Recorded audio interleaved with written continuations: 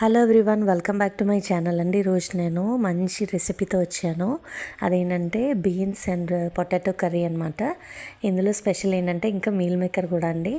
ఇది చాలా అంటే చాలా టేస్టీగా ఉంటుంది. ఒక్కసారి ట్రై చేసేసేయండి. సో ప్రాసెస్ ఏంటి అంటే, ముందుగా స్టవ్ మీద ఒక బౌల్ పెట్టుకుని అందులో ఒక 2 గ్లాసెస్ వాటర్ వేసి మనం చిక్కుడుకాయ అండ్ పొటాటో వేసి ఉడికించేసుకుందామంటే అది ఫిల్టర్ చేసుకుని పక్కన పెట్టుకుందాం. ఇంకా టమాటా అండ్ కాజు పేస్ట్ కూడా రెడీ చేసేసుకుందాం. సో నెక్స్ట్ ఏంటంటే, కొంచెం వామ్ వాటర్లో మీల్ మేకర్ వేసుకుని దాన్ని ఫిల్టర్ చేసుకుని పక్కన పెట్టుకుందాం.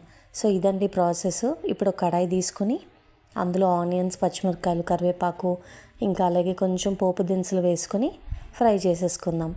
అలాగే పసుపు, కారం, ఉప్పు కూడా వేసేసుకుందాం. సో నేనైతే ఇక్కడ జింజర్ గార్లిక్ పేస్ట్ అయితే వేయట్లేదు. ఒకవేళ మీకు కావాలంటే వేసుకోండి.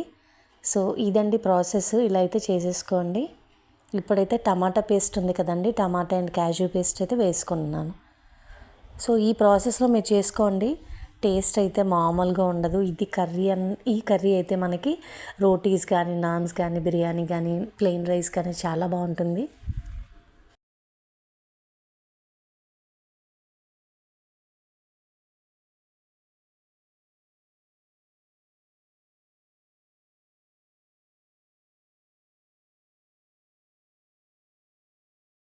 సో ఇప్పుడు ఇదంతా కొంచెం ఒక 5 మినిట్స్ వేపుకున్న తర్వాత ఆయిల్ అయితే పైకి వచ్చేసిన తర్వాత ఇప్పుడు మనం ఉడకబెట్టుకున్న బీన్స్ అండ్ పొటాటో వేసేసుకుందామండి. సో అందులో కొంచెం మళ్ళీ సాల్ట్ కూడా వేసేసుకోండి. టేస్ట్ అయితే చూసుకుని వేసుకోండి. ఇలా చాలా సింపుల్గా ఈజీగా అయిపోతుంది. టేస్ట్ కూడా చాలా బాగుంటుందండి. సో ఇవన్నీ వేసుకున్న తర్వాత కొంచెం సేపు కలుపుకుందాం.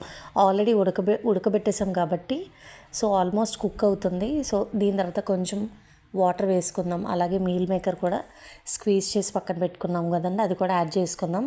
వాటర్ అయితే ఎక్కువ వేయకండి, ఎందుకంటే ఆల్రెడీ టమాటా పేస్ట్ వేసాం కదా. సో వాటర్ కన్సిస్టెన్సీ కొంచెం తక్కువే వేసుకోండి. సో ఇప్పుడు కొత్తిమీరతో గార్నిష్ చేసుకోండి. ఎంతో tasty beans potato curry ready అయిపోయిందండి. చాలా హెల్తీ, టేస్టీ, సింపుల్గా అయిపోతుంది. ఇది వింటర్ స్పెషల్.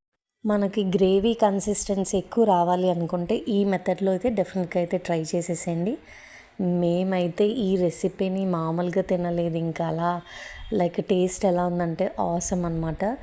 మీరైతే డెఫినెట్గా ట్రై చేయండి. ఈ వీడియో మీకు హెల్ప్ఫుల్ అయితే please to subscribe my channel. Thanks for watching.